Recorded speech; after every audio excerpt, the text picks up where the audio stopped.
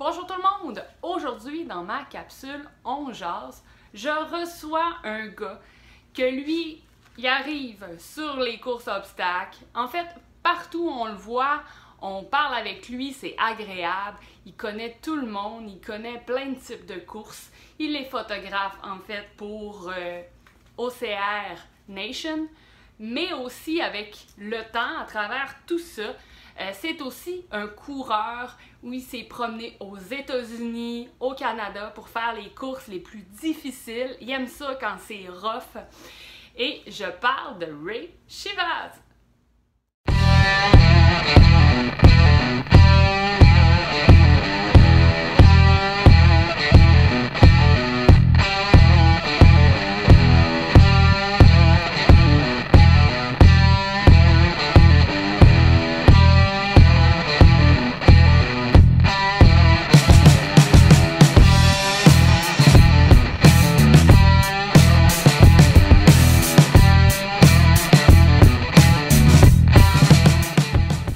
J'étais dans la piscine. T'étais dans la piscine. Ouais, tu fais avec, bien. avec la plus jeune. Tu fais bien. Avec le petit bébé, là, je fais comme, il est quelle heure? Elle dit 5h moins quart. OK! Bye! Ben ça, c'est ça, hein? Quand on est en vacances, souvent, la notion de temps, on l'a comme pas tant. Fait que... Vacances, business, j'ai été sur la trotte toute la journée. Ouais, ben c'est bien correct. Bon. Ça. Boum. Tu sais, je t'ai mis dans mon gym là, pour avoir une coupe de médailles au moins. Là. Ben ouais, il faut. Ouais. Il faut parce qu'il y en a quand même sur TikTok qui pensent que t'as des médailles, mais que... C'est n'importe quoi. Tu sais, je prime pas, là. J'ai aucun... tu sais, je suis pas le genre à me fâcher, oui, dans la vie. Là. Non, mais tu sais, à un moment donné, tu sais, tu faisais ça pour le fun, puis tu sais, c'est quand même assez impressionnant, tu sais, de voir des fois, parce que souvent, on garde les médailles qui sont comme plus représentatives pour nous. Puis toi, c'était ça. Puis là, ben, t'as un gros cave qui te donne un commentaire de marde sur TikTok en disant comme check-moi le gros qui a jamais couru de sa vie, puis que... Alors, j'ai pris 100 livres dans la dernière année, il y a 2 ans, dans la dernière année. Là, ça fait 4 mois que j'ai déjà 60 livres de perdu. Là. J'étais déjà il me reste 40 livres, puis j'étais à ma shape de coureur. Ah ouais. Mais tu sais, on s'entend que tu sais, il faut pas te connaître pour te dire ce genre de commentaires-là. C'est pour Puis, ça que tu primes pas. Tu peux pas te fâcher. Là. ah non, c'est ça. Comme... C'est ça, exact. Puis après ça, ben, ben là, t'es élite, là, toi? Ben oui, sûrement que t'es élite. Il y aurait eu un de mes pères qui m'aurait confronté comme ça. Je l'aurais mal pris. En me dénigrant, en disant hey, écoute bien, là. Je suis pas Marco Bédard, là. On s'entend? Ben oui, c'est ça. Mais il y a des courses où c'est que, mettons, je sais pas si tu connais André Ribrov, qui est un super bon coureur de l'Ontario. Tu sais, le gars me clenche. L'année d'après, il m'a clenché au bout. Mais la première année de World Tough, le gars s'est pété une hypothermie. Tu sais, le gars, il a arrêté après 35 000. Je n'ai fait 68 cette année-là. Fait qu'arrêté, je l'ai battu cette année-là, mais le gars il est vraiment meilleur que moi. Fait que, tu sais, tu peux avoir des... Je suis arrivé, j'ai déjà gagné Shell Hill. Shell Hill, qui est une des courses les plus difficiles en Amérique du Nord. C'était tellement difficile et technique. Des courses que j'ai battues, Steve Favreau, qui est un coureur hallucinant.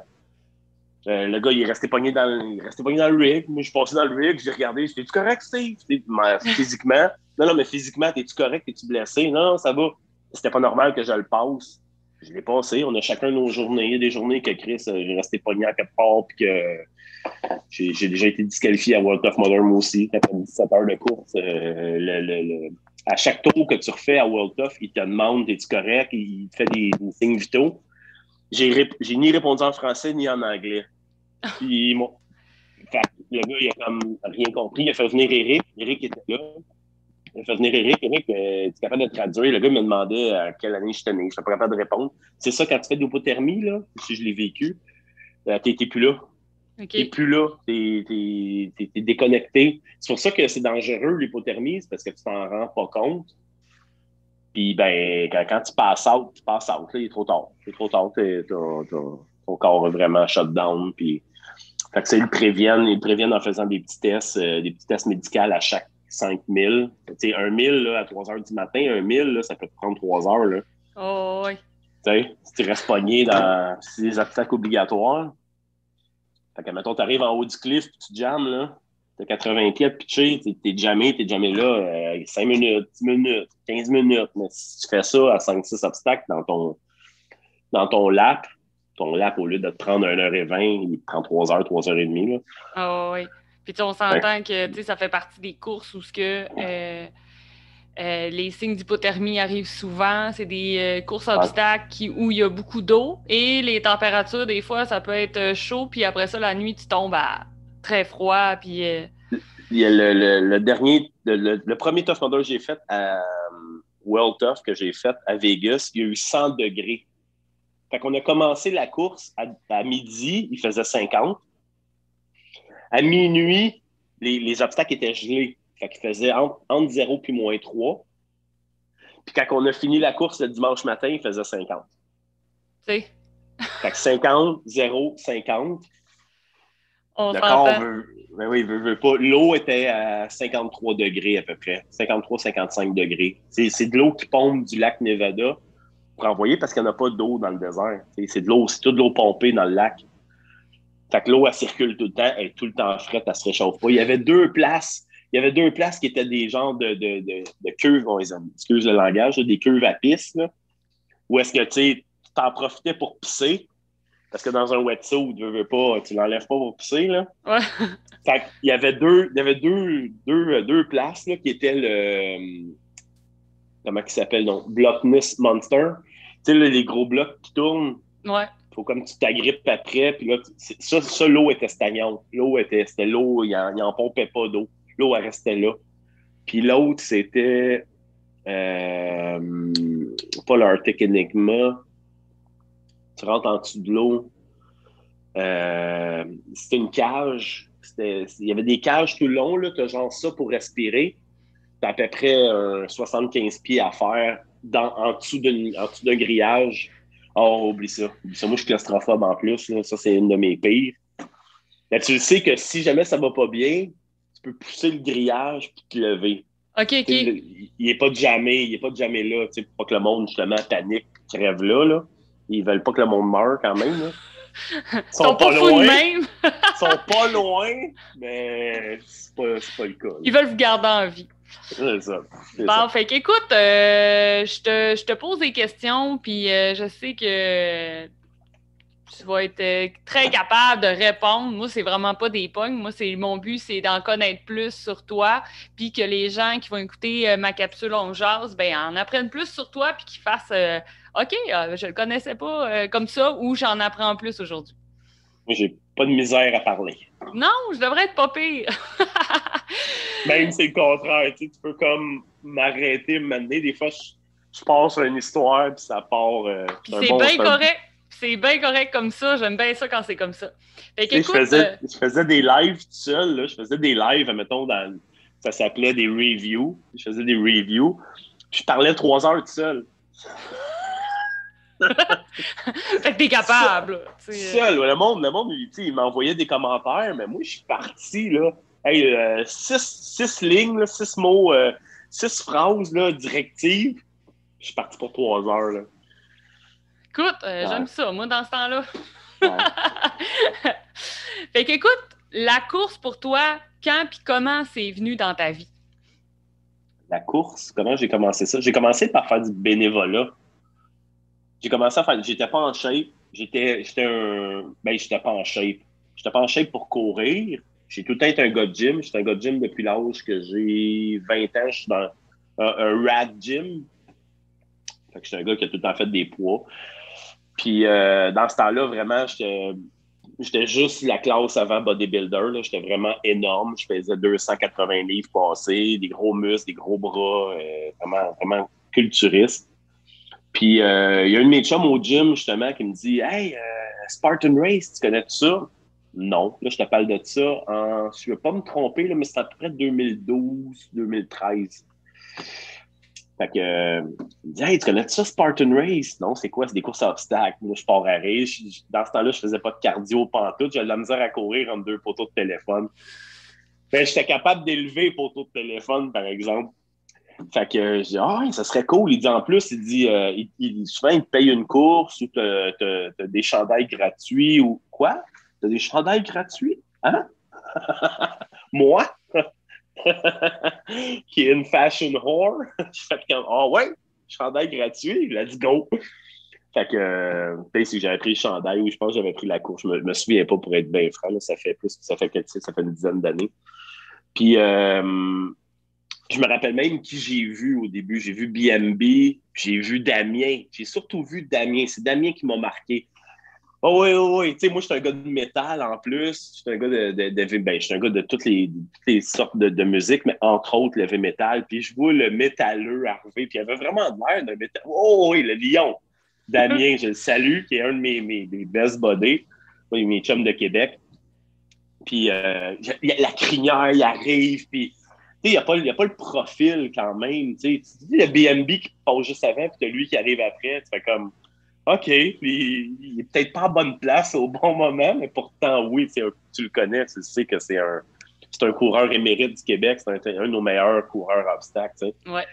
Fait que je vois ça, puis tu sais, je vois après, tu sais, ça, c'est la gang d'élite qui me passe d'en face, mais après ça, je vois monsieur, madame, tout le monde. Je vois des partners de gym qui s'entraînaient au CrossFit, CrossFit Châteauguay dans ce temps-là, CrossFit de Laval, j'avais vu CrossFit Joliette. Tu sais, du monde comme quasiment avec ma shape qui était là comme pour se faire du fun, puis que commence à parler avec eux autres, puis tu sais, ils m'avaient comme inculqué la mentalité de tu fais ça à ton rythme, gros, tu fais ça comme pas obligé de gagner la course, là. Ah, OK. C'est pas obligé d'arriver premier, là. Tu sais? C'est comme. Fait que ça m'a comme incité à diriger mon type d'entraînement un peu plus vers ça. Dans les 2 années qui ont suivi, j'ai perdu une centaine de livres. C'était l'une de mes premières pertes de poids. Fait que j'ai perdu une centaine de livres à peu près. Je me suis mis à faire du cardio à côté. Je me suis mis à courir, puis je me suis rendu compte que justement, j'avais des temps d'élite. J'avais des temps. Les premières courses, tu te mets au pun, tu sais. La majorité du monde. Tu peux arriver et te mettre élite si tu te sens élite. Personnellement, avec le cheminement que j'avais, je me suis dit, gars, je vais. Tu sais, j'étais arrivé premier. Là, j'étais vraiment arrivé premier. Tu sais, quand tu regardais les temps, je comparais mes temps avec les élites en ayant fait tous les obstacles, puis en ayant même eu plus d'obstacles, parce que quand tu arrives et que tu cours en open, tu as le monde et la différence. C'est ça qui est intéressant de courir en élite. Tu arrives aux obstacles, tu pars les 2, 3, 4 premières vagues, ben, tu arrives aux obstacles, tu n'attends pas. T'sais, fait que là, je comparais mes temps, puis j'avais de l'attente, puis j'avais ci, j'avais ça. Puis j'étais bien fait dans ma comparaison. Là. Puis je me suis dit, Colin, je serais arrivé 16e, je serais arrivé 21e, Colin. Fait qu'à partir de là, j'ai commencé à m'inscrire élite. J'ai commencé à avoir des résultats rapidement. Là que j'ai découvert mon partenaire Eric, on va sûrement en reparler un petit peu plus tard. J'ai découvert mon partenaire d'Ocean Nation. J'avais la photo qui était là. Fait que j'ai continué à faire énormément de bénévolat. C'est là que vraiment que le monde m'a connu. Parce que souvent, quand tu me croises une fois dans ta vie, tu m'oublies pas. Puis là, quand je t'aide à un obstacle, puis souvent, le monde, ils font comme « Hey, c'était toi qui étais là. Hey, merci, hein. Merci d'avoir été là. » Fait que je suis devenu comme, même quasiment sans prétention, un très bon bénévole, puis un bénévole reconnu. Puis j'étais fier de ça, j'étais fier d'avoir aidé. J'ai commencé comme ça. Puis j'ai toujours continué parce qu'en prenant des photos depuis plus que 5, je pense que ça fait 5, 6 ans, ça fait 6 ou 7 ans, je pense que je suis avec Eric pour Ocean Nation. Qui prend les plus belles photos des courses à obstacles. Ben, on a continué, là, tu sais, je te le cacherai pas, Joanie, c'est du bénévolat, là, je suis toujours le premier arrivé, je suis le dernier arrivé, souvent, je me warm-up pas avant une course, je suis en train de prendre des photos de mes chums contre qui je course, c'est la ligne de départ, je pitche mon Kodak à qui veut le recevoir, puis je pars, je vais faire ma course, là. Fait que j'ai continué de faire du bénévolat, comme c'est une passion qui s'est vite pris, puis ça, je le remarque avec les années. Souvent, quand tu commences par une course à obstacles, c'est assez rare le monde que je connais qui en a fait rien qu'une. À part si c'est Tremblant, Tremblant 2015-2016, là. La super de supposément 10 km, mais qui était de 21 finalement. Là. Oh mon Dieu! Avec les 6 montées, là, ça, le monde, souvent, ça me l'a cassé. Mais sinon, là, c'est mettons, tu vas faire une Rushwood, tu vas faire une Dead End Race, tu vas tomber en amour avec ce sport-là, puis tu vas. Ça a créé beaucoup d'addicts, mais dans le bon sens. Oui, vraiment. Puis ça t'a permis d'apprendre quoi sur toi? Tu sais, la course, les courses obstacles et tout? J'ai toute une tête de cochon. Parce qu'il faut. Ça dépend à quel niveau tu le fais. Tu le fais au niveau monsieur, madame, tout le monde. Ça peut être un très beau hobby. Tu le fais élite. Puis moi, j'ai vraiment couru partout en Amérique du Nord. De l'Ohio, Las Vegas, Maryland, je me rappelle même plus combien de fois. Je dois être allé une dizaine de fois facile. Fait que, tu sais, c'est des courses. Moi, je cherchais toujours les courses les plus exigeantes, les courses les plus. Ceux-là qu'elle aime. J'essayais de me casser. On va sûrement reparler plus tard. Je me suis fait casser une fois, puis ça a été très, très grave. Mais je pense que c'est ça. Ma résilience, je suis une méchante tête de cochon. Puis il faut que tu sois un peu fêlé pour faire ça. Les Marco Bédard de ce monde, les BMB, j'en oublie pas, les Seb Dion, toute ma gang, c'est des fous, là. Ils le disent à Ultra Cave. Ouais, les ultra caves. C'est là, ça. Tu me parles de limite. Tu me parles de limite. Ouais. C'est quoi la limite que tu as atteint quand tu me dis que tu as cassé? Une hypothermie dans une course de 24 heures qui avait eu lieu à Atlanta. Et le pire, c'est qu'il annonçait pas hyper froid pour cette course-là. Il annonçait comme une température presque normale. Tu sais, mettons 10 degrés là, pour une course de 24 heures. Tu vas pas dans les extrêmes. J'ai fait cette même course-là au Nevada, où est-ce qu'on était descendu en bas de zéro. Mais on était préparés parce qu'on savait, on était dans le désert du Nevada, puis on savait qu'il allait faire cette température-là. Fait que toutes les heures de wetsuit étaient programmées. Cette année-là, le monde a comme sous-estimé Atlanta. J'étais pas tout seul, là. J'étais pas tout seul. On est une méchante gang qui ont cassé. Puis après 17 heures de course, j'avais plus de signes d'intelligence. Encore moins que d'habitude. Fait que c'est une course où est-ce qu'ils surveillent beaucoup comme il y a un test de santé à chaque 5 miles. Okay. Puis j'ai échoué des tests parce que je n'étais pas capable de répondre aux questions parce que quand tu fais de l'hypothermie, tu passes out. Ça dépend quel niveau d'hypothermie. Moi, ça m'a pris 3 heures. Revenir, ça m'a pris 3 heures, dont à peu près 5 bains d'eau bouillante pour me ramener. Puis là, après ça, j'étais prêt à recourir. J'étais correct. Il était à peu près 10 heures, peut-être 9 heures. Je me suis fait sortir à 4 heures du matin, puis peut-être à 8 heures et quelques, j'étais prêt à courir. Mais un coup que tu es disqualifié, tu peux pas retourner tu peux pas retourner courir. Il a fallu que je me sorte moi-même, que je me calme. Mais ça, c'est quand je te dis tête de cochon. C'est ta tête de cochon. Ouais, c'est ça. Ouais. Mais... Je suis correct.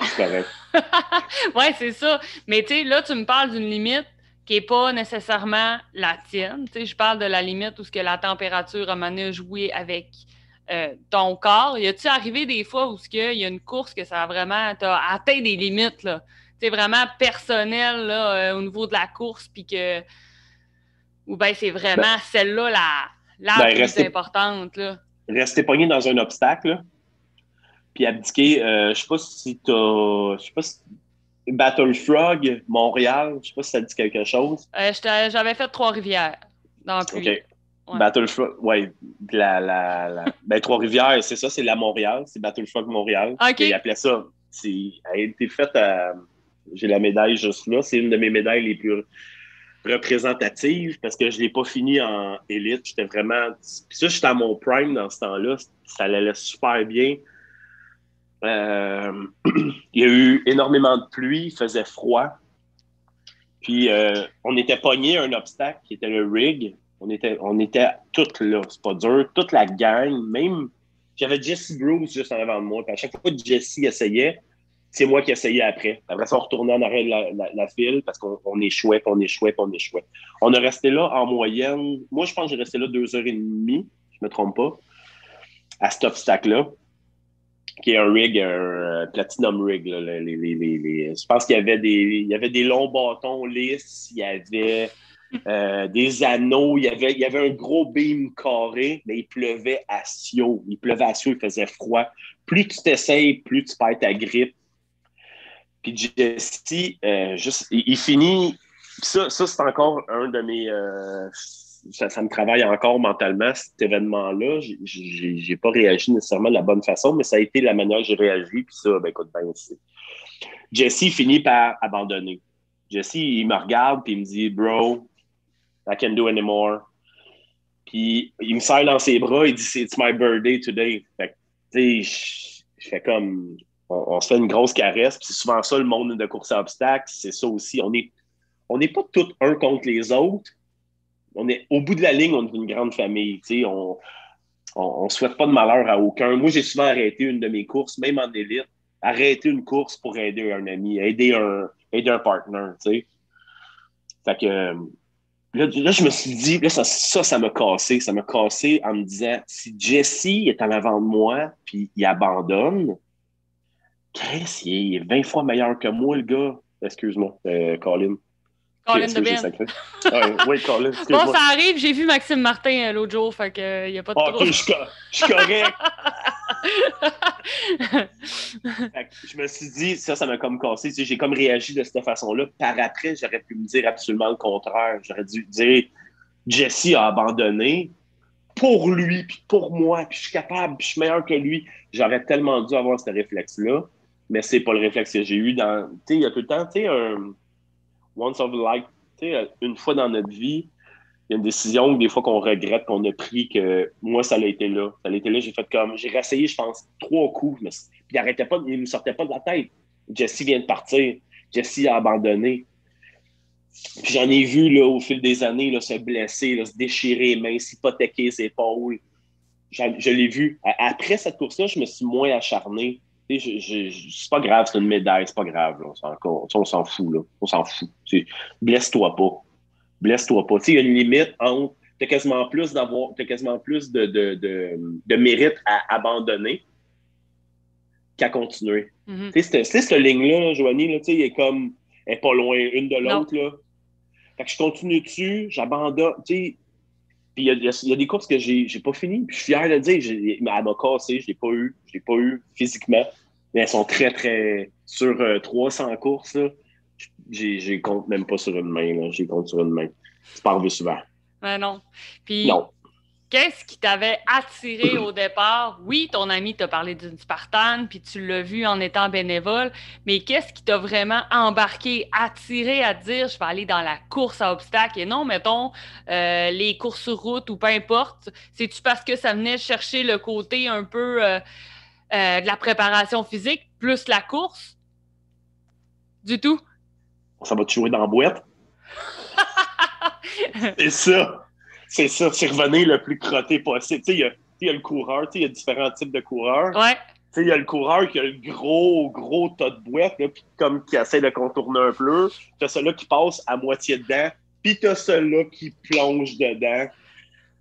Ouais, c'est ça. C'est aller jouer dans la boîte, c'est me salir le plus possible, c'est avoir du fun. C'est vraiment, je suis un gars de... Je me drive au fun.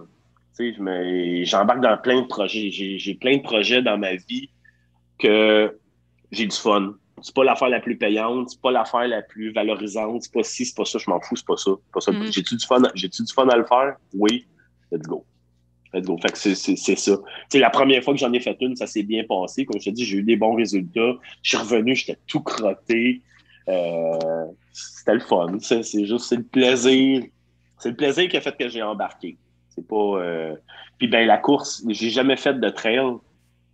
Même, personnellement, moi, je trouve ça un petit peu ennuyeux parce que justement, comme je te dis, il n'y a pas les obstacles. C'est souvent là que je vais gagner du temps. C'est souvent là que je vais dépasser des meilleurs coureurs que moi parce qu'ils sont un peu moins forts. Fait que ceux-là que ça demande de l'agilité, je suis pas mal égal avec eux autres. Ceux-là que ça demande de la force, tu sais, comme, mettons, je prends une Spartan qui a le lever de la pierre d'Atlas, là.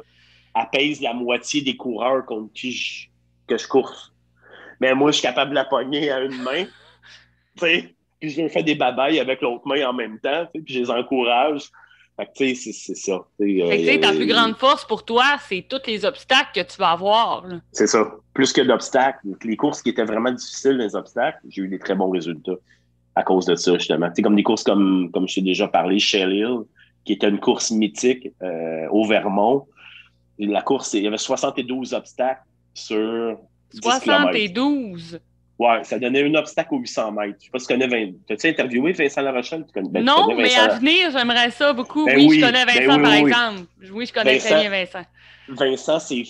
Vincent est un produit de Shell Hill. Vincent a fait une maîtrise de Shell Hill. Il est allé là plusieurs semaines. Il allait s'entraîner là. Puis c'est un des... Mais moi, il sait, anyway, je l'appelle la légende, là.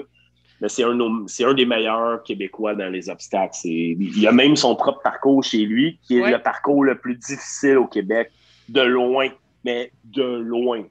C'est tous des obstacles qui sont insane in the brain, c'est tout. La manière que tu peux le plus amener un obstacle au bout, le plus difficile possible, sont toutes chez eux.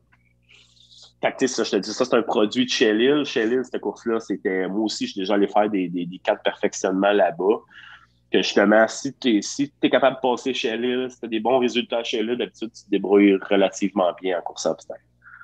Puis, tu sais, connais-tu un peu l'historique de Vincent? Ça reste quand même assez intéressant. Il est venu étudier ici à Jonquière et il a fait la connaissance d'Éric Paquette, que tu connais probablement par la course obstacle. Très, très bon chum. Et que quand tu vas dans le garage à Éric, il y a des méchantes belles surprises et qui a probablement allumé bien des lumières dans la tête à Vincent. Puis quand il a décidé de retourner dans son patelin, il a décidé de créer son parcours. Puis à un moment donné, tu vois que ce qu'il met, puis tu fais comme, OK, c'est wow! Tout ce qui peut se passer dans sa tête puis qu'il est capable de créer, parce que c'est tout lui qui les fait, de A à Z, c'est complètement fou, là. Mais tout ça vient de la graine. Ah oui, de la graine que Éric Paquette a semée dans sa tête il y a plusieurs années. Mais c'est toute qu'une machine de gars, là. Ce gars-là, c'est. Éric, c'est lui qui est le grand Manitou derrière je pense que c'est Sport-Études Cégep de Jonquière. Je me trompe pas, là, c'est ça? Ouais. Puis on se croise minimum une fois par année. C'est au Fenway Park à chaque année. Bien sûr. Je retrouve mon vieux chum, Éric, que j'adore. C'est vraiment une histoire d'amour entre nous deux. Puis, non, chapeau. Chapeau à tout ce qu'il a fait pour la course à obstacles, pour les jeunes, pour le sport en tant que tel. Il est un très, très bon coureur en passant, Éric. Oui. C'est une machine. Il était capable. Au début, il clenchait Vince. Et après ça, Vincent, l'élève a dépassé le maître. Exact. Vincent a dépassé tous ses maîtres. Il a dépassé même... c'est Rob Butler, le propriétaire de Shell Hill. C'est un coureur d'exception. C'est justement des coureurs de même que moi je m'inspire, que j'adore, puis c'est plus que des amis. C'est ça. Mais tu sais ça, c'est la beauté de toi, en fait, c'est que peu importe où ce qu'on te croise, il y a, en 2017, justement, j'étais au Fenway, puis à un moment donné, on se tourne, « Ah! Ray, il est là! » Tu sais, là, c'est comme... Je suis partout. Exact, tu sais, c'est ça qui est le fun, puis en même temps, tu sais, toi, t'as quasiment une histoire d'amour avec les douanes américaines. Ils te voient arriver, puis ils te connaissent quasiment, là, tu sais. Les Border Stories. Il y a certains douaniers, j'ai habité pas loin des États aussi, ça l'aide. J'ai habité à Saint-Bernard pendant quelques années. Fait que j'ai comme eu une relation d'amour. J'habitais à peu près à 180 pieds des douanes. La sortie 1 de l'autoroute 15, j'habitais là. Il y a une quinzaine, une vingtaine de maisons, là. Fait que nous autres, on regardait par la fenêtre. Ouais, y a-tu grand monde aux douanes? Bien, on s'en va faire l'épicerie. C'était moins long aller là qu'à la Napierville. OK. Fait que l'histoire d'amour a commencé là quand j'étais jeune. Puis après ça, il y a des douaniers que, tu sais, qu'on passe tout le temps sur le même chiffre d'habitude. On passe tout le temps le vendredi vers 5 heures ou le vendredi entre 3 heures et 6 heures le soir. Parce qu'on finit de travailler mon périple, on s'en va aux courses. C'est souvent le même chiffre. Fait que ça la donne que, tu sais, puis il y en a des bêtes, il y en a des gentils, il y en a, là, tu sais, where you go, Spartan Race, right? Oh yeah. Là, il dépose son crayon. Il nous regarde. I make a Spartan Race one time. Puis il part, puis il nous raconte sa Spartan, puis que ça y avait pris 2 heures laver ses souliers dans le bain, puis blablabla, blablabla. Mais tu sais, il est supposé checker la valise, là. À toutes les fois, je disais à Eric, hey, on aurait pu passer 8 Mexicains dans la valise, où on aurait pu ci, ou on aurait pu ça. Tu sais, passer plein d'armes à feu, mettons. Je fais des farces, là. On aurait pu. Ils n'ont jamais fouillé, ils n'ont jamais posé. Ah oui, you make a Spartan. OK, bye. Il attend le passeport. Merci, bonsoir. Puis il y en a d'autres qui nous reconnaissent, pour de vrai. Il y en a d'autres, c'est ça, tu sais, tout dépendant des histoires que j'ai racontées, c'est ça. Souvent, il y a des affaires. Il y en a un qui voulait nous revirer de bord. Il nous demande où est-ce qu'on s'en va. Eric est un peu fatigué cette journée-là. Puis Eric, il dit, on s'en va aux États. Il l'avait pas trouvé drôle. Il nous a même demandé de revirer de bord. Là, tu sais, j'ai fait comme, Sir, we are late, so, comme, OK, c'est beau, vas-y. Mais au début, il voulait même pas nous laisser passer. Il nous disait de revirer de bord. Tu t'en pognes des corkis aussi. Il y en a qui ont leur semaine dans le corps au même titre que nous autres. Là. Exact. Mais ouais. Puis, des border stories. Ouais. Y a-tu quelle course à laquelle tu penses que tu te dis, OK, celle-là, précisément, ça a été ma plus difficile à tous les niveaux? World Tough Mudder. World Tough, qui est une course, c'est ça, je te disais tantôt, une course de 24 heures. Une course, on est, à chaque année, on a environ 1000 coureurs qui s'inscrivent. Il y a 1000 fous qui s'inscrivent à cette course-là. Pas plus. Tu sais, ils pourraient en vendre là, plus que ça, des courses. Là. Mais non, le monde n'ose pas. Le monde, il y a toute une réputation derrière cette course-là. Tu sais, t'as un cliff de 75 pieds à sauter. T'as des... juste le fait que ça soit 24 heures, juste le fait... Le 24 heures, souvent, le monde Tu sais, c'est sûr, si tu penses dormir, puis tu penses avoir le temps de manger, tu penses le temps de faire toutes tes choses. Quand même, il te faut un pit crew, il faut que tu amènes quelqu'un avec toi. Tu ne peux pas préparer toutes tes affaires, c'est impossible. Ah non. Quand on est allé, moi et Eric, on est allé la première année, on n'avait pas de pit crew. Puis une chance que Clou Godbout, la femme à Marco, était là, puis elle avait pris soin de nous autres, avec Vanessa Racine, que je salue aussi, ma chum de Québec. Puis ils ont pris soin de nous autres. Une chance, tu sais, parce que tu arrives, tu essaies d'arrêter le moins possible. Parce que plus tu arrêtes, plus tu down, même si tu manges, c'est dur à repartir à toutes les fois. Fait que tu essaies d'arrêter juste carrément pas. Puis je sais qu'ici, au Québec, il y a eu des courses de 24 heures que tu pouvais dormir. T'sais. Fait que le monde le sous-estime un peu, mais quand tu le fais à ce niveau-là, quand tu es rendu à World Tough Mudder, qui est championnat mondial de Tough Mudder, c'est ça pareil. Là. C'est World Tough Mudder. C'est comme l'équivalent du championnat Spartan. Les bourses étaient de 50 000 ou 100 000 US. C'est des bourses, là, ça rentre au poste. Là. Mais on s'entend que c'est 24 heures. C'est pas une course que tu vas te dire, je vais le faire en dedans de 8 heures ou en dedans de 3 heures. C'est un 24 heures. Faut que tu gardes de l'énergie pour 24 heures. Fait qu'il faut quasiment que moi, j'allais me tester à Shell Hill. À Shell Hill, justement, il y avait une course de 24 heures à chaque année qui s'appelait le 24 heures de Shell Hill. C'est 24 heures off Shell Hill. Au lieu de Shell Hill, c'était Shell Hill. Parce que tu étais vraiment en enfer. Quand tu es dans une course comme ça, tu es vraiment en enfer, c'est vrai. Faut que tu sois préparé, faut que tu sois... Fait que ça, c'est une de mes courses les plus difficiles. Sinon, course point de vue rough, c'est une course que j'ai faite qui s'appelle le Goliathon au New Jersey, qui est une course où est-ce qu'à chaque fois que tu arrives à un obstacle, c'est un 5000, tu as 15 obstacles. Mais à chaque obstacle, tu as moyennement difficile, pas pire difficile, puis collinement difficile. OK? Puis à chaque obstacle que tu fais, tu obtiens un bracelet, puis dépendant dans quelle ligne que tu as passé.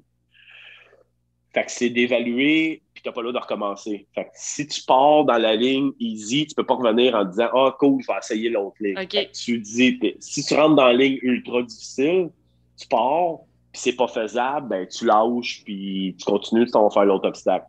Puis avec le nombre de bracelets que tu vas ramener à la fin de la course, ils vont calculer le nombre de points que tu vas faire. C'est ça qui donne ton classement avec ton temps. Mais non, il n'y avait même pas de temps, ils ne calculaient pas le temps. C'est vraiment juste les points. Puis dans les 7 dernières années, les 7 vainqueurs de ça, c'est des gars qui ont soit gagné ou participé à American Ninja Warrior. Juste pour te dire. Ouais. Fait que point de vue obstacle, là, ça a été la course la plus difficile. Point de vue course, Spartan, pas mal toutes les Spartans. Une Spartan à Québec, là, une beast, où est-ce que ça montait de même. Ça, pour moi, tu me perds. Je suis un gars, plus la course est plate, plus je suis heureux. Fait que ça a été difficile pour moi, mais j'enjoy même. Tu sais, souvent, je vais enjoyer dans le difficile. Le zéro pinball. Je sac tout le long en montant, je sac tout le long en descendant. J'ai pas de fun. J'ai pas de fun là-dedans. C'est pour ça que j'en fais. Tu sais, j'ai eu souvent les tempes anti-Spartan parce que justement, c'était la plus grosse boîte. Ils ont énormément de misère à innover. C'est jamais eux autres qui innovent, c'est jamais eux autres qui vont innover. Tu regardes une petite boîte comme Savage Race qui t'amène 2-3 obstacles nouvelles par année, qui écoutent leur monde. Tu sais, hey, c'était plate cette course-là, je m'en fous. Je m'en fous, on va la refaire l'année prochaine à la même place, avec les obstacles à la même place. Exact. On s'en fout.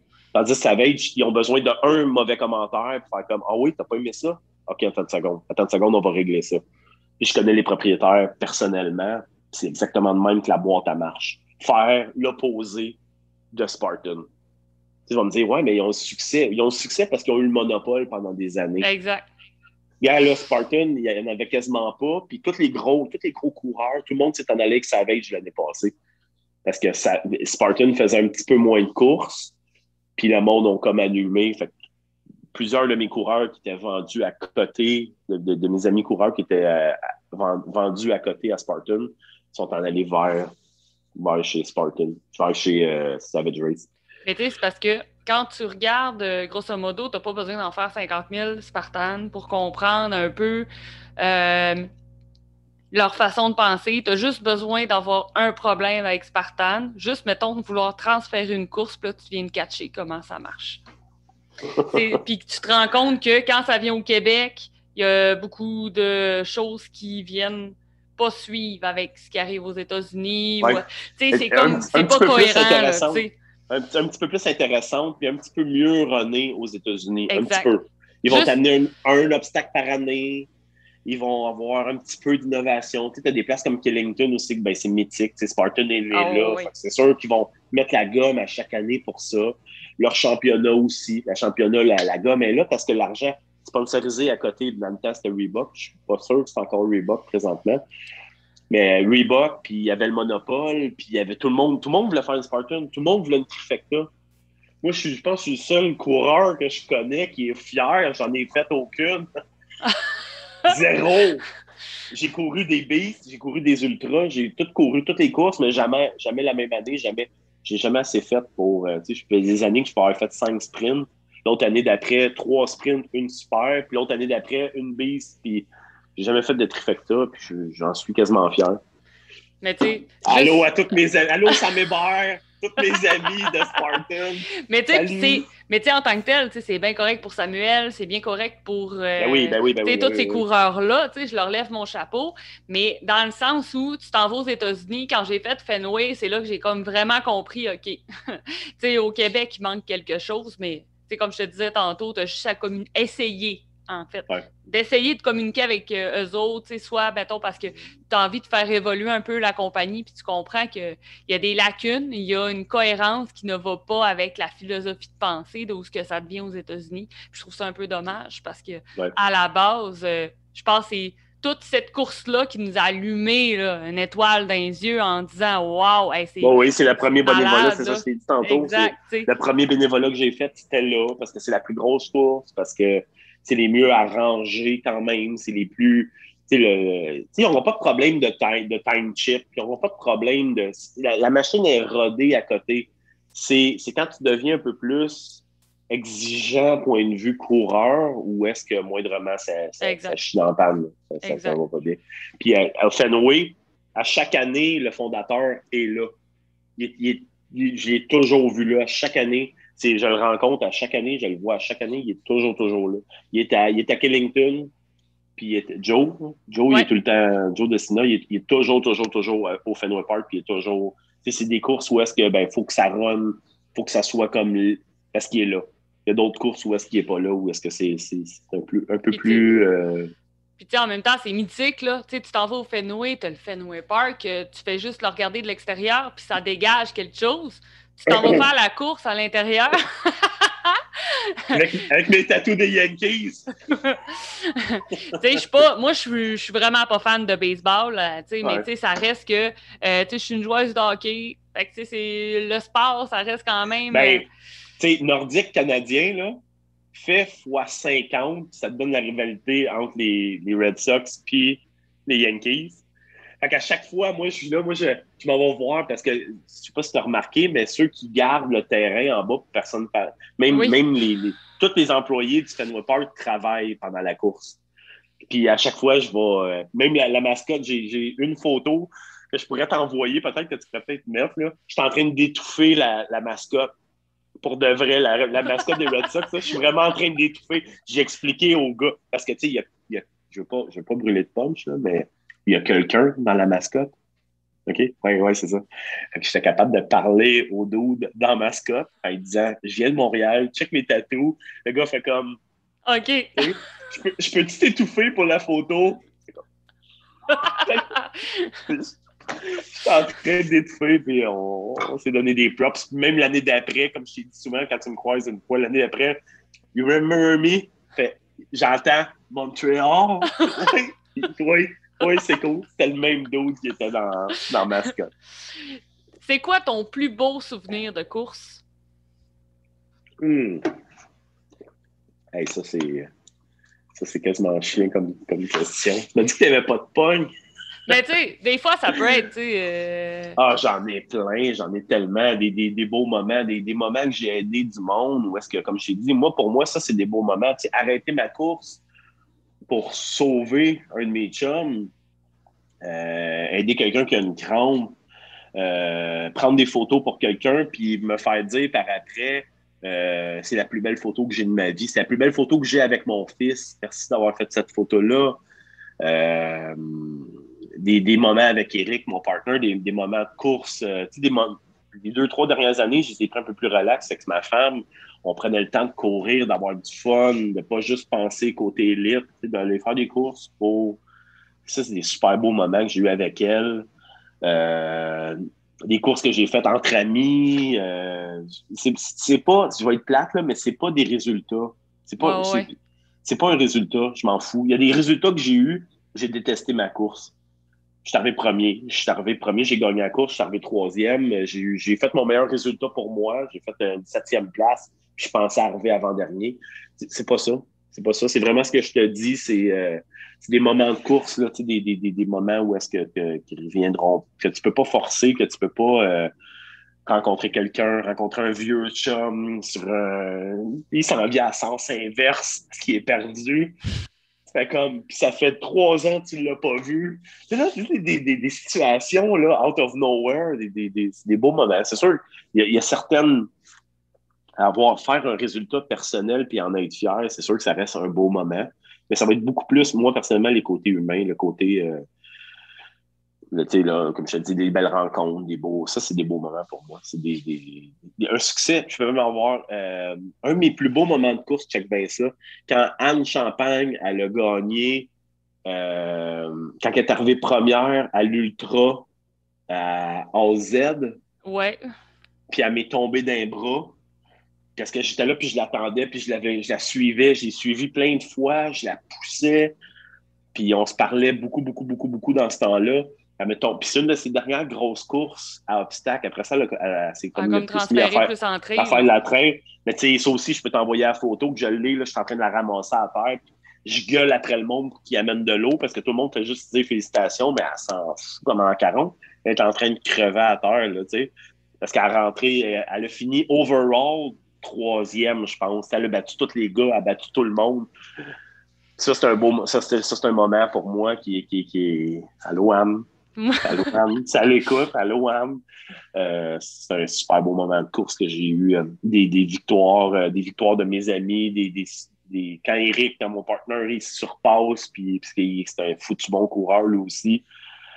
C'est ça. Moi, c'est des petits moments de même. Mes bons moments de course, il y en a tellement. Je peux pas te dire un. Je peux pas t'en dire un, c'est impossible. Je peux pas te dire, mais c'est toutes des petites choses comme ça. C'est correct. C'est quoi ta course préférée? Tu sais, celle-là que tu dirais, à toutes les années, il faut que je la fasse. On dirait que j'ai comme pas le choix. Si je la fais pas, j'ai comme un pincement. Mais il y en a deux. Mais le pire, c'est que là, tu vas dire, t'es hyper contradictoire. Parce que justement, c'est Spartan. C'est la Fenway. C'est la Fenway Park. C'est ma course préférée. C'est la course. J'ai déjà rocké à la place solide là, avec Fred. C'est mon autre partner d'Océan Nation. Ils vont me tuer. Là. Fred, aide-moi là. Le grand Fred, il sort avec Marie. Caroline, j'ai un blanc. Frédéric Ayotte. Je pense qu'il avait fini 3e ou 4e, puis j'avais fini 5e dans ce coin-là, là, les courses. Là, on avait rocké à la place la première année qu'on était allé, là, parce que justement, c'était un peu plus CrossFit. Les coureurs n'étaient pas habitués de ça, puis on s'entraînait déjà CrossFit depuis des années. Là, fait que, on avait eu des super bons résultats. Après ça, les coureurs se sont adaptés. Là, puis le type de coureur a changé aussi. L'entraînement du coureur typique a changé pour la majorité du monde, la majorité des élites. Ou est-ce qu'ils ont rentré pas juste de la course? Parce que tu sais, déjà bon coureur, tu n'as pas nécessairement besoin de courir encore plus, tu vas juste t'affaiblir. Tu as besoin de devenir fort parce que tu as des obstacles fait que les gars ont un peu plus commencé à lifter. Tu sais. Fait que Spartan, puis sinon, c'est de loin, all the way. Pour une course, c'est Savage Race. C'est all the way, de loin, loin, loin, loin, loin. Après ça, c'est Tough Mudder. Après ça, des championnats du monde, c'est sûr que c'est très, très le fun aussi. Au Québec, ça va être la Northman. La Northman, puis la Dead End Race. Puis sinon, j'essaie de regarder. Il y avait Shell, mais ça n'existe plus. Shell, le terrain a été vendu. Ça a été démantelé. Ouais, ça fait 2 ans. Fait que je ne peux même pas aller m'entraîner là. Je peux pas. Tu iras chez Vincent? Non, je ne veux pas y aller. Vincent, ça fait 3 ans qu'il m'achète que j'aille chez eux, je ne veux pas y aller. C'est quoi ton obstacle préféré? Oh boy! Hey, c'était des bonnes questions. Mon obstacle préféré. Réponds-moi pas le règle, là. Je sais, on trouve toutes ces règles. Non, ça va être Tough Mudder, c'est sûr et certain. Ces obstacles, c'est que tu as le plus de fun. La majorité, qu'est-ce que j'aime qui est différent de Tough Mudder versus Spartan, c'est que tu n'as pas le choix de t'aider pour passer des obstacles. Même si tu es élite. Souvent, il y a certains obstacles, comme, mettons, le Pyramid Scheme, où est-ce que c'est un mur d'à peu près 20 pieds de haut, et avec quand même une bonne angle, que tu n'es pas capable de passer tout seul. Il faut qu'il y ait quelqu'un qui se mette comme couché. Tu vas monter sur lui, tu vas te mettre sur ses épaules. Il y a une autre personne qui va monter. Mais quand tu le cours élite le matin, ils mettent une corde. Mais souvent, la corde n'est pas bien, bien longue. Fait que tu n'as comme pas le choix de t'aider un petit peu pareil. C'est permis aux élites, c'est une des seules courses, là, Tough Mudder, de s'aider. Parce que c'est même pas permis chez Spartan, c'est même pas permis de s'aider. Tu peux pas aider quelqu'un. Fait que c'est ce que. Mais j'aime bien le Block Ness Monster, les gros cubes qui tournent dans l'eau, que tu n'as comme pas le choix de t'aider. Tu peux passer, si tu as le goût, là, tu peux passer quasiment une journée là. Tu peux passer 1 heure si ça te tente, si c'est en open, là, avoir du fun à tourner puis à rester là. Tu peux quasiment passer 1 heure dans le. Ça, c'est pour une vue fun. Sinon, le mur, un Traverse Wall à Shell Hill de 150 pieds. C'est des panneaux de vrai 25 pieds avec des pognes hyper difficiles. Entre chaque panneau, il y a des monkey bars. C'est même pas des monkey bars, c'est juste comme un 2x6 qu'il faut que tu traverses, tu t'en vas à l'autre mur. Tu traverses, tu t'en vas à l'autre mur. Fait que t'as ça, mettons, 5 fois. Je ne me trompe pas, il y a 5 panneaux. Dès que tu tombes à terre, que ça soit au premier ou au 5e, tu reviens au début. Fait qu'un 150 pieds de Traverse Wall, ça donne du gros challenge. C'est le genre d'obstacle que j'adore. Là. Sinon, il y a un obstacle que j'ai jamais réussi à Shell Hill qui s'appelle les Tarzan Rope. sais pas si tu en as déjà entendu parler. Non, pas certain. C'était 10 cordes à Tarzan, une après l'autre, avec 10 pieds entre chaque. Fait que tu pars avec la première, tu swings. Faut que tu pognes la deuxième, tu gardes ton swing, mais il n'y a pas de nœud, il n'y a pas rien, c'est juste de la grip. Puis au bout de ces 10 cordes-là, tu as un mur de 10 pieds.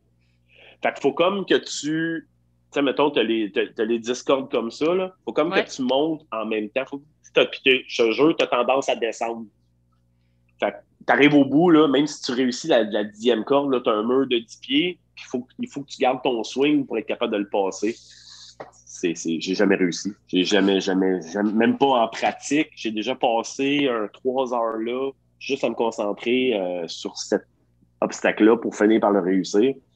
Fait qu'en réalité, chez lui, j'ai jamais été capable de faire. Il y a un type de course qui s'appelle mandatory. Tu n'as pas le choix de réussir les obstacles pour passer au prochain. Mais j'ai jamais pu courir en obstacle obligatoire à Shellhill parce que je savais que j'aurais même pas fini un tour. OK. Ben, puis il y a des gars qui ont réussi à en faire 5 tours à Shellhill avec tous les obstacles réussis. Puis là, j'ai un blanc de mémoire, c'est mon chum. Tu sais, je vieillis, hein? Je connais tellement de monde. Ouais, c'est ça! Que j'ai un blanc de mémoire. Là, mais c'était un de mes chums qui course avec une jupe écossaise aux États-Unis. Là. Je vais me rappeler de son nom. Ça me fait chier pas m'en rappeler. Mais tout le monde le connaît bien ici. Là. C'est un Américain qui est venu courir plusieurs fois ici. Okay. Qui est une brute qui a réussi à faire 5 tours à Shellhill. C'est ça. Chapeau. Oui. Est-ce qu'il y a un ou une athlète qui t'inspire, à qui tu penses, puis que tu te dis, OK, c'est une inspiration pour moi? Je sais que tu vas me dire qu'il y en a plusieurs, ouais, c'est ça. Je vais aller chercher mon inspiration, tu sais, certains éthique de travail, Marco Bédard. OK. Éthique. Un gars d'éthique. C'est un gars qui est important que tout soit juste, que ça soit bien fait, que ce soit, tu sais, si tu me suis, là, c'est un gars d'éthique. Une brute d'entraînement, une brute, BMB, c'est sûr et certain, Benjamin Morin-Boucher, qui est comme, c'est sûr et certain. Il y a, ça, je te parle d'élite, mais tu sais, il y a des open qui me drive. Il y a du monde que Colin. Emmanuel Lafrance qui court pour les Warriors, qui court avec les Warriors, la gang de Longueuil. Tu sais, c'est un gars qui montre une détermination hallucinante. Il a vraiment pas le profil typique du coureur. Le gars, il a jamais abandonné, il a jamais. Tu sais, c'est un nom parce que je sais, j'ai couru avec récemment. Avant la pandémie, là, au championnat du monde, j'ai couru avec, j'ai fait un bon bout avec. Puis c'est des genres de personnes comme ça qui c'est pas nécessairement le meilleur. Je sais pas si c'est pas obligé que ça soit le meilleur. Là, moi, c'est Ryan Atkins. C'est pas obligé que ce soit ça. Ça peut être. Mais au même titre que j'admire Super Gros Ryan, sa femme, tout le monde qui va se dépasser pour le sport mérite un certain forme de considération pour ça. Fait, comme je te dis, pour certaines affaires, ça va être chez les filles. À Anne, c'est sûr et certain que tu peux pas point de vue travail mental, quand tu connais bien Anne Champagne, tu sais qu'elle vient de loin. Il y a plusieurs courses qu'Anne n'a pas clutché au bon moment. Quand tu regardes où est-ce qu'elle est rendue aujourd'hui, tu vois, je le sais, moi, personnellement, je sais le travail qu'elle a fait pour se rendre où est-ce qu'elle est. C'est pas juste physique. Non. Il y a eu énormément de travail mental de sa part. Elle s'est fait aider, elle s'est bien entourée. Ça mérite beaucoup de respect. Ça mérite, tu sais, quelqu'un qui est capable de travailler. Tu sais, quelqu'un qui a de gift. Tu sais, un gars comme Jay, les coureurs américains que je connais, que les gars, ils s'entraînent même pas. Ils s'entraînent pas. Il n'y a même pas besoin de t'entraîner. Puis tu sais que tu te pointes à une course, tu fais top 3. Parce que t'es bon, parce que tu l'as dans toi, parce que t'es fait pour être un coureur obstacle. Oh ouais. Tu sais, c'est pas qu'il n'y a pas de mérite, mais contrairement à le petit gars que je te parlais, que je viens de te parler en open, qui met toute la gomme, qui met tout puis il sort de là vidé, puis il sait ce qu'il a donné. Pour moi, ça a plus de mérite. Mais je te dirais, là, puis il sait, j'ai souvent dit, là, mais Vince aussi, Vincent Larochelle, Marco Bédard, c'est dans le même trempe de grands hommes que je connais, que j'adore. C'est des chums. Puis, c'est des amis.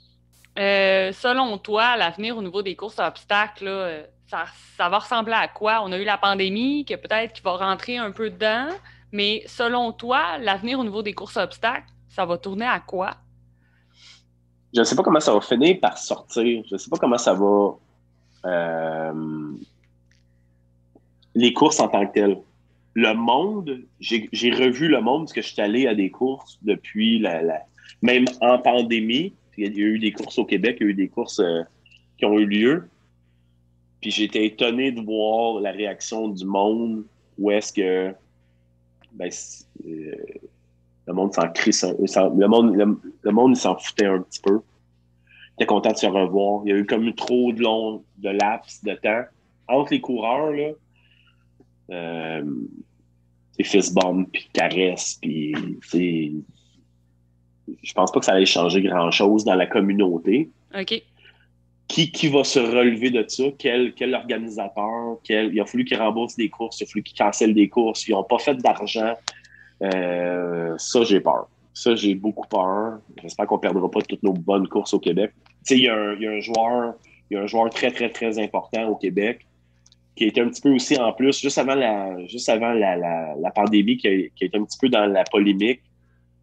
Je parle de Just Run, puis j'ai pas peur de le dire parce que c'est sorti, ça a été dans les médias, ça a été partout. C'est le plus gros, c'est lui qui contrôle 50 à 75% des courses au Québec. Fait que je connais pas les états financiers présentement, je connais pas la santé de la business. Je m'en fais pas trop, je connais très, très, très bien le propriétaire. Je sais qu'il est rein solide, puis qu'il est fait fort, puis qu'il a aussi il a une bonne tête de cochon. S'il décide que ça continue, ça va continuer, puis j'ai pas peur, mais je suis pas au courant.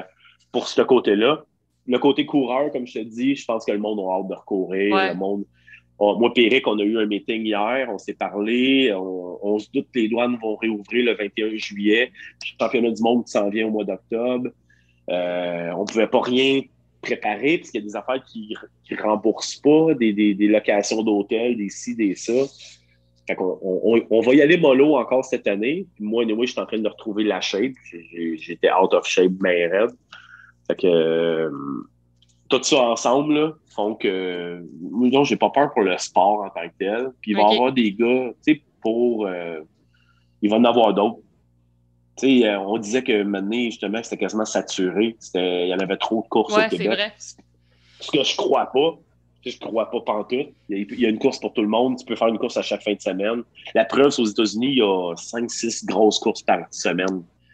Puis oui, ils sont plus que nous autres, mais quand même, il faut peut-être juste le mieux capitaliser, mieux. Ça va peut-être avoir une restructuration. Ben, comme on a vu, il y en a une restructuration dans les courses au Québec. Tu sais, Dead Race qui s'est jumelé à 45 degrés nord, course extrême. Ils ont décidé de faire un ensemble, puis avec plein d'idées. Tu connais super bien les deux personnes. Steve et Brian, ils ont plein d'idées, ils vont faire des nouveaux parcours. Il a acheté tous les terrains alentour de la course. Tu vas aller là, puis tu vas avoir une course que tu n'as jamais fait des 100. C'est pas tout le temps dans tes courses extrêmes. Dans la même place, là. Mais en même temps, course extrême, moi, si j'avais une course à dire à n'importe qui pour commencer, c'était la première course que je nommais. La première course vers qui je dirigeais quelqu'un va faire cette course-là. C'est une course d'entrée de gamme. Pas d'entrée de gamme dans le sens plus accessible. C'est ça. Va te tester là. Va voir si t'aimes ça, les courses à obstacles là. C'est la meilleure, tu vas avoir du fun. Tu vas avoir du fun, les obstacles sont pas trop difficiles. Tu vas avoir du fun. Puis il en faut des courses comme ça. Tu pognes toutes des Battlefront, puis tu pognes toutes des courses hyper difficiles. Le gars fait 3 obstacles, là. Il vient de payer 100$. Il n'est pas capable d'en réussir aucun. Tu viens de le démolir. Fait qu'il en faut des courses comme ça. Il faut des courses ultra difficiles. Mais tu sais, les élites, en parenthèse, c'est 10% des coureurs. Tu sais, pour à peu près 6 000 coureurs au Québec, 6 000 coureurs obstacles, tu as 600 élites. 10%. Fait que tu vas se faire des courses absolument juste pour eux autres. Non, il faut que tu passes aux 90 autres pourcents. Fait que c'est dur. Puis j'ai souvent vu Brian jumeler avec ça, d'essayer de faire la course la plus difficile possible. Mais en même temps, tu n'as comme pas le choix. Le championnat du monde est pogné avec ça. Les OCR sont pognés avec ça. Parce qu'ils veulent que monsieur, madame, tout le monde vienne s'inscrire pareil, parce qu'ils ont besoin de cet argent-là. Mais ils veulent quand même que les élites en aient pour le cash, parce que Colin, c'est le championnat du monde. Fait que c'est tout le temps, c'est le combat éternel des promoteurs, des promoteurs de course à obstacles. Là, tantôt, tu me disais élite. Tu as eu ce débat-là, comme on parlait au début de conversation sur TikTok, sur pro, élite. Qu'est-ce qui fait en sorte que, mettons, tu peux dire t'es pro, t'es élite, parce que souvent, tu vas avoir la chance de te mettre tes participations, élite, tu as tout le temps plusieurs types open pour pouvoir t'inscrire. Mais selon toi, tantôt tu me disais élite, qu'est-ce qui vient départir un peu les deux termes? OK, tu vas avoir les meilleurs au monde.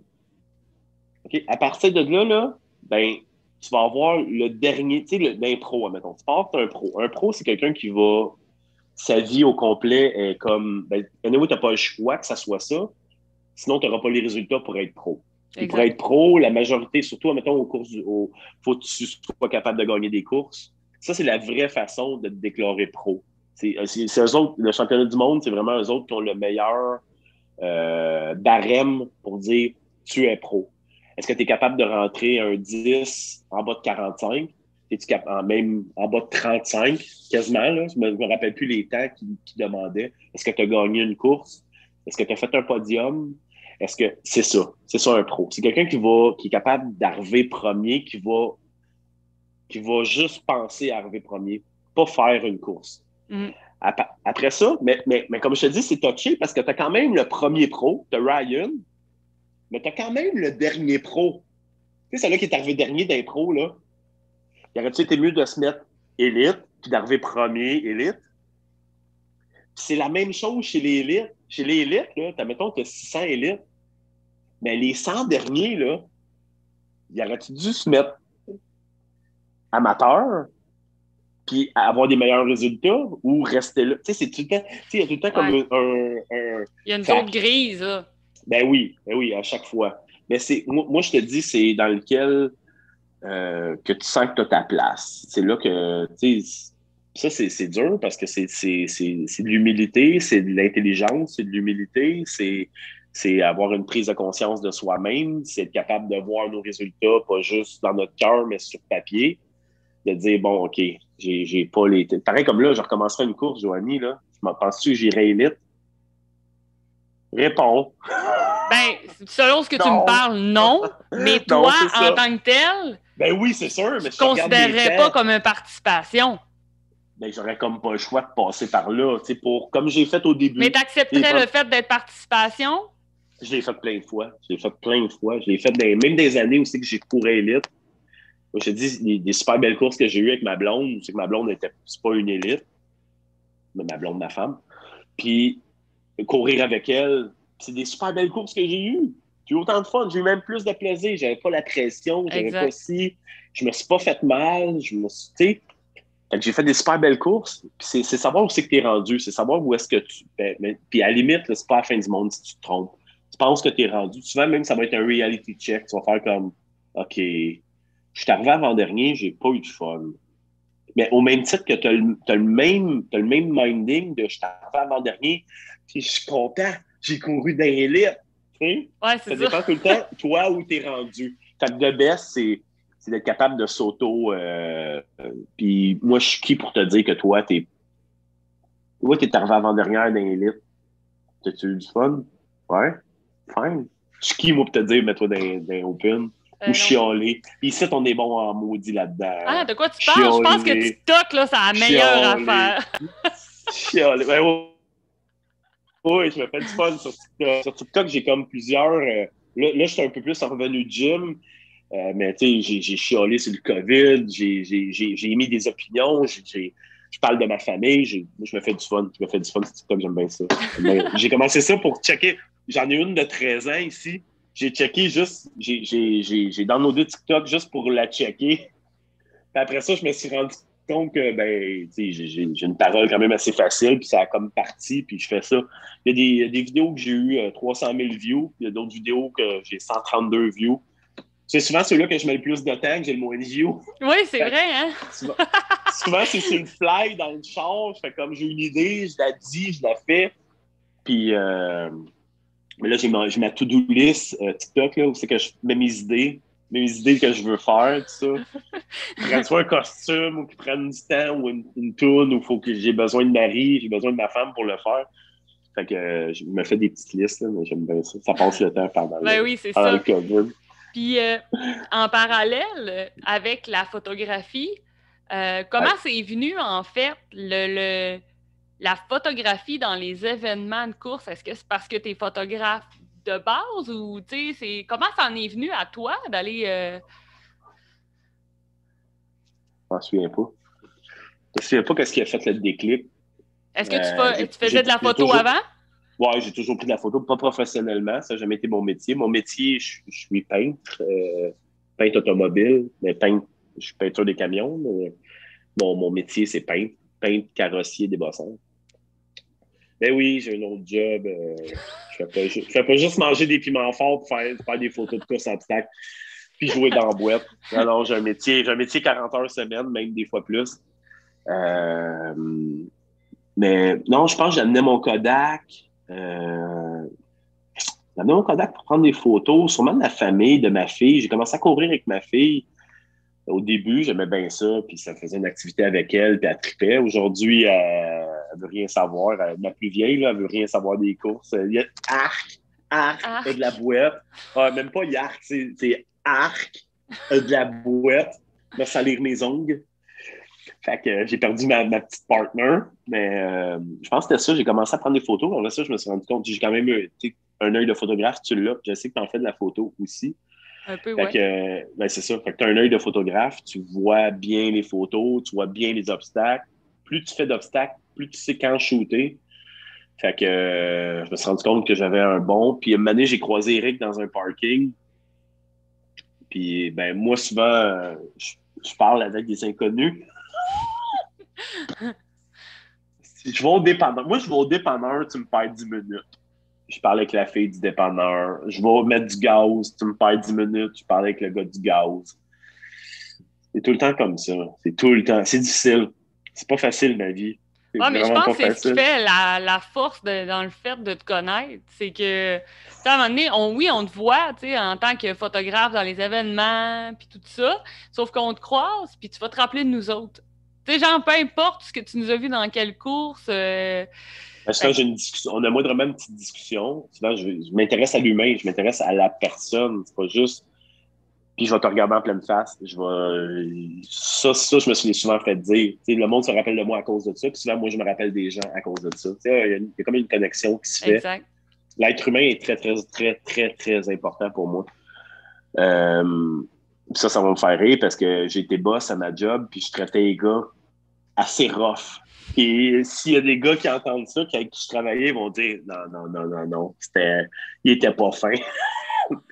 Mais c'était point de vue production. C'était point de vue travail. C'est hyper exigeant. Je suis exigeant envers les humains aussi. Je suis exigeant envers. Si moi je te donne du temps, je m'attends à recevoir du temps. Mais tu sais, pas maladif. C'est pas maladif, là. Tu sais, souvent c'est ça qui la donne. Fait que oui, je vais prendre 2 minutes parce que tu me donnes 2 minutes. Tu comprends ce que je veux dire? Oh, oui. C'est ça. Fait que souvent, tu me parles, il y a quelqu'un qui va arriver pour Attends une seconde. Je vais finir avec elle, puis je vais continuer, je vais te regarder dans les yeux, on va finir une conversation, puis je vais aller à un autre après. Fait que souvent, le monde, ils ont l'impression qu'ils sont. Puis comme je te dis, c'est pas moi, c'est quelque chose que je me suis souvent fait dire. Quand on te parle, on se sent important. On sait qu'on a ton attention. Puis, tu sais, il y a du monde que. Puis tout le monde qui va me connaître, qui sait, tu sais, des 7 Dion de ce monde avec qui je me suis entraîné des années, il va me dire, tu sais, il n'y a rien de plus monsieur, madame, tout le monde que moi, là. Mais si souvent le monde sont contents d'avoir ce temps-là, sont contents d'avoir Hey Ray, salut! Puis là, moi, je les connais pas, là. Ils me suivent sur Instagram, ils me suivent sur Facebook, puis je fais comme Ouais, salut, ça va? Hey man, ton training d'hier, là. OK, tu me suis sur Facebook. OK, c'est pour ça que je te connais pas. Mais eux autres, ils arrivent. Souvent, je pense aux vedettes, tu sais, Charles Lafortune, là. Hey, salut Charles! Là, sa femme, elle le regarde. Tu sais, elle fait comme, c'est qui? Ben, à cette heure, elle sait, même la mienne. Au début, ma femme, elle me dit, c'est qui? Ben, bébé, je le connais pas. Je m'excuse, mais je le connais pas. Je le connais pas. Oui, mais comment ça que tu sais que tu t'es entraîné mardi, puis qu'il sait que tu as fait des photos, puis qu'il te dit salut, puis il t'appelle par ton nom, puis c'est la proximité, c'est être présent sur Facebook et sur Instagram. Je suis un gars de médias, je suis énormément présent, même trop pour certains, que de mes propres amis qui m'ont unfollow parce que si je me tape ses nerfs. Ah, c'est vrai, c'est vrai. Souvent, je prends le sel d'un de mes chums, puis je vais voir mon profil, puis il me suit même pas. C'est mes amis les plus proches qui me suivent le moins. C'est des monsieur, madame, tout le monde qui me suivent, qui savent ma vie au complet. Mon meilleur ami, Eric, j'ai pas peur de le dire, parce que je sais que c'est vrai, il like jamais mes affaires. Il s'en fout, il est écœuré. Là. Lui, déjà que je l'appelle à tous les jours, on se voit tout le temps. Il est pogné pour m'endurer parce que je parle tout le temps. Fait comme, non, man. En plus, je ne suis pas sur Facebook. Là. Oublie le projet. Là. Oublie le projet. Puis je vais te parler d'un de tes projets qui est Ouais. le Ray Chivas Media. Ouais. Qu'est-ce que c'est Ça, en tant que tel pour que les gens savent un peu? Ray Chivas, on a starté ça. Mon média principal, le média lequel que je couvre, toutes les courses à obstacles que je couvre toutes, c'est Ocean Nation. Yes. C'est là. Fait que, mais on s'est mis à force du temps à couvrir les RX1 Nation. On se faisait appeler parce qu'on avait 3-4 chums qui faisaient de la course à obstacles qui allaient au Québec Ninja. OK. Après ça, je me suis mis chum avec le propriétaire du Crux, le centre d'escalade. J'ai toujours été sponsorisé par Force 5, qui fait des CrossFit Laval, en réalité, qui fait des compétitions de CrossFit. C'était toutes des affaires qui nous étaient demandées de shooter, mais qu'on ne pouvait pas mettre sur Ocean Nation parce que c'est même... Oui, c'est connexe, mais ça n'a pas rapport. Je veux pas... Puis on l'a fait une couple de fois, surtout pour les ninjas, parce qu'on trouve que quand même, tu sais, on retrouve l'obstacle. On avait des gars comme Maxime Proux, qui est mon partner dans un autre projet, des gars comme Xavier, des gars qui font du ninja, Sam Hébert qui fait du ninja, qui participaient à ces affaires-là. Puis, ben, on les taguait, on les mettait dans nos photos, on les mettait dans nos affaires. Fait que moi, Péric, on s'est assis, on s'est dit, moi, je mettais beaucoup de stock sur mon perso, mon Facebook personnel. Fait que je me suis dit, je vais déloader mon personnel, on va déloader Ocean Nation. C'est souvent moi qui allais couvrir ces affaires-là. Même si Eric qui le couvre, on peut le mettre sur Ray Chivas Media. Eric va shooter il va shooter Ray Chivas Media, il s'en fout, là.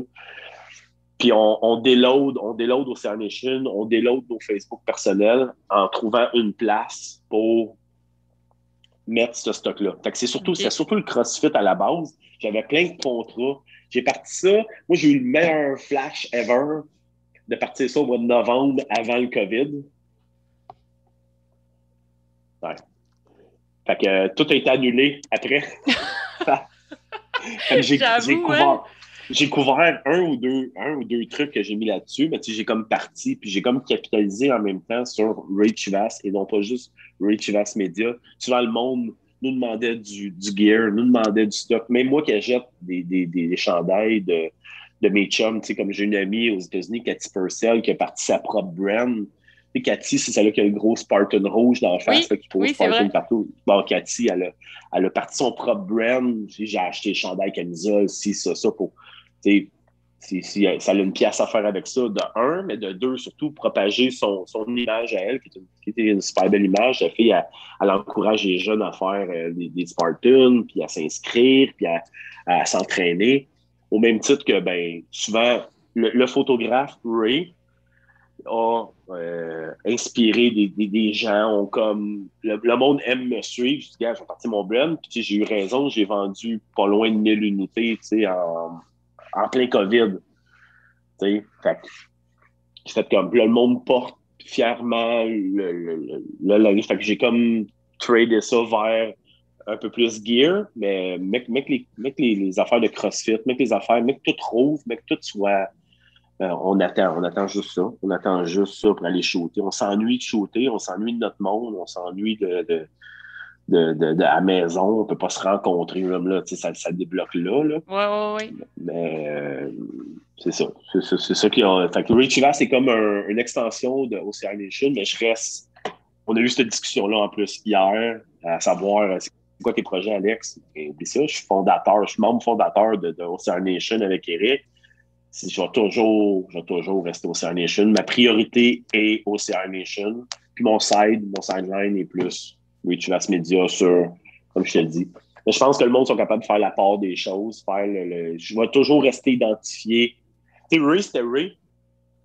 Tu sais, puis je reste le gars d'Ocean Nation, pareil, ça change absolument rien, ça change rien, ça reste... c'est de même. Ocean Nation, il y a Mika Rasson, qui s'est joint à nous autres, Sébastien Brazo, Nick Gagnon, et que ce sont Karine, notre super belle Karine, notre seule fille. On est une belle équipe, on s'aime toutes, on est tissés serrés. Je ne veux pas lâcher ça, anyway. Je vais toujours, même si... Je pense que je lâcherais en tant que tel, tu sais. Ouais, mais tu sais, je déciderais de plus faire partie, puis le monde va continuer de me dire, tu sais, aux États-Unis, tout de suite, on me voit, c'est Ocean Nation, tout le monde le sait, tout le monde est au courant. Et on n'a plus besoin on en a donné des cartes d'affaires, là. J'en ai serré des mains. On a 10 000 followers à peu près sur Ocean Nation. Puis je te jure, Joanie, c'est tout des poignées de main. C'est tout des poignées de main, c'est tout du monde. On est allé chercher un par un. C'est tout du monde qu'on a rencontré, qu'on a eu une discussion. Viens chercher ta photo sur Ocean Nation. Viens, encourage-nous. Le monde, on était la référence pour les obstacles. Le monde, il voulait aller faire une course. Hey, je ne sais pas, je vais aller voir sur Ocean Nation. Je vais aller voir les obstacles. Ils les ont filmés. Je donne même des trucs comment les passer. Eric parle de la description. On les fait en anglais, en français. Tu sais, on a été la référence, on est encore la référence, je pense, dans tout ce qui est course à obstacles, point de vue photo. On a eu 3 secondes qui était là aussi, qui a été là longtemps. Oui, c'est vrai. Sur qui on travaillait. On a travaillé au début, là, il y a eu des petites mini frictions, mais après ça, Louis puis Mika, la preuve, c'est que c'était un des membres fondateurs Puis j'ai mon autre chum, j'ai Tom Chris, qui est qui est un de mes meilleurs amis, qui est un de mes bons chums. On s'est rencontrés après ça dans d'autres projets, dans RX1. Puis là, il est en train de faire la ligue, si j'ai un blanc, sa ligue de CrossFit, tout ça, tu sais, let's go, là, let's go. On est tous des amis, on est tous des partners. Fait écoute, tu sais, je voulais souligner le fait que, tu sais, avec le média, tu sais, on t'a connu, mais moi surtout, je t'ai connu avec le fait que t'étais toujours présent dans toutes les courses où j'allais. Fait que, tu sais, c'est sûr que, puis je savais que la course pour toi, c'était important, surtout au niveau des obstacles. Puis, tu sais, moi, ça a été le début du pourquoi j'ai commencé à courir, c'est vraiment la course d'obstacles. Fait que c'est le fun quand je parle à des gars comme toi, comme avec Marco, j'ai parlé à Damien. Tu sais, c'est le fun de parler comme à la base un peu de qu'est-ce que moi qui m'a allumé à courir, parce qu'avant, moi, ça ne me disait rien pas en tout, là. Tu sais, c'est... Oui. Ben, courir, point. Tu sais, moi... Ben, tu fais du cyclisme aussi, tu fais d'autres choses. Ouais, je fais d'autres choses, mais... là. Ouais, c'est ça, mais tu sais, avec le temps, tu sais, j'ai découvert que c'était vraiment la course que j'aimais, tu sais, au final, tu sais, que j'avais pas nécessairement besoin de l'obstacle pour me donner envie de courir. Ouais. Moi, j'ai une bonne amie, tu sais, Judith Marcoux, c'est un des meilleurs exemples, là. Tu sais, Judith qui a tellement roché avec les obstacles, qui est devenue, puis qui est une très bonne coubelle là. Il faudrait qu'elle arrête de faire des bébés. Ouais, faudrait qu'elle arrête, là. Faudrait que... Parce que là... Moi, j'en ai 4. À nous deux, là, on peuple le Québec solide, là. C'est correct, là, tu sais. Puis, tu sais, son chum aussi, qui est super bon au niveau de la course.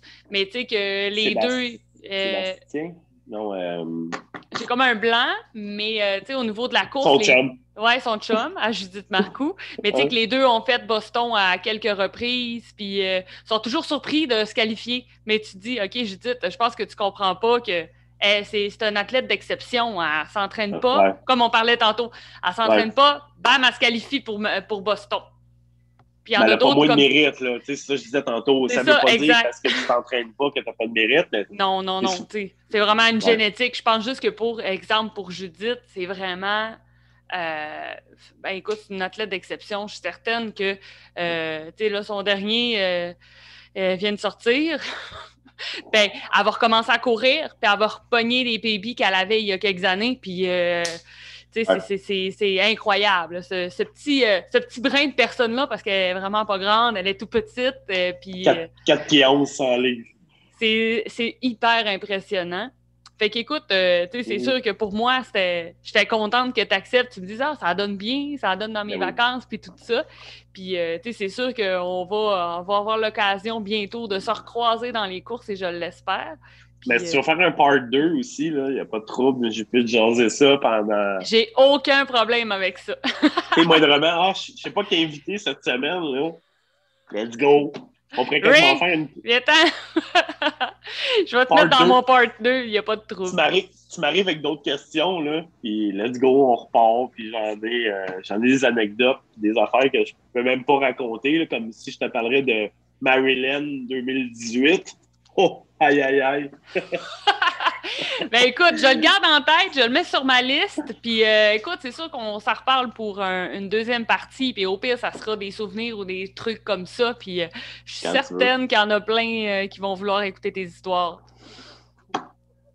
Hey, sinon, c'est unfollow, puis c'est fini là, c'est pas grave. Fait que je te laisse retourner dans ta piscine avec ta petite famille. Je te dis un gros merci de m'avoir alloué ce temps-là pour moi. Puis on se reprend pour une deuxième partie, c'est sûr et certain. Yes, merci beaucoup. Puis merci pour ce que tu fais aussi, c'est super intéressant. J'ai écouté plusieurs de tes entrevues, puis tu fais ça de main de maître. Merci. Bye, Joanie. Bye, bonne soirée. Bye. Salut.